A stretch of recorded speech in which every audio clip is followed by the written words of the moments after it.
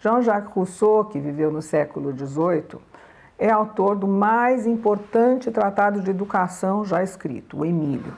Tão fantástico que Kant, eu vou repetir aqui o que todo mundo já sabe, mas eu não resisto.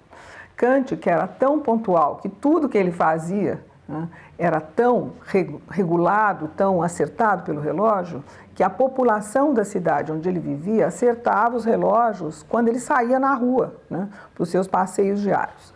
Esse Kant, esse mesmo tão pontual, ele se atrasou uma única vez, no dia em que ele recebeu pelo correio o Emílio para ler, porque ele não conseguiu parar de ler, né.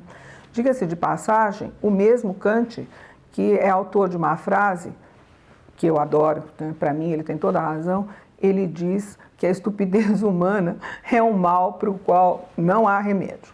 Mas voltando ao Rousseau, o fato de ele ter escrito aquela obra de educação tão fantástica não o impediu de pôr os 5 filhos ilegítimos que ele teve na chamada roda dos enjeitados. Era uma espécie de passador de pizza em portão de prédio, sabe? Mas que permitia que os bebês fossem recolhidos discretamente pela assistência social da época. Em geral, eram conventos, coisas assim. Dentre outras qualidades, Rousseau tinha mania também de perseguição. Ele via complô em toda parte, além de inimigos e conspirações contra ele.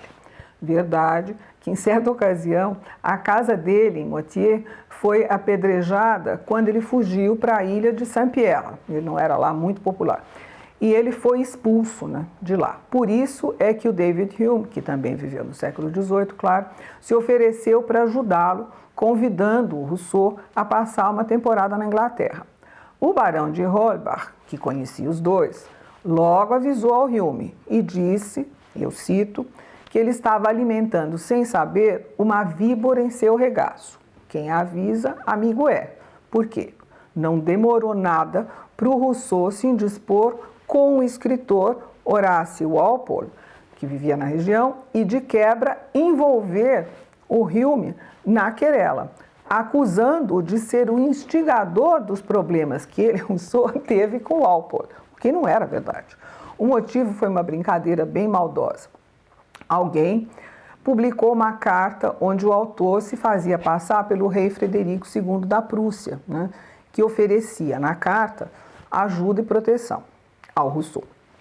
A sátira espicaçava Rousseau num parágrafo em que o falso Frederico II dizia o seguinte: já que você gosta tanto de ser perseguido, comigo você acertou, porque como eu sou o rei, eu posso providenciar todo tipo de perseguição que você quiser. Rousseau não gostou nem um pouquinho da brincadeira.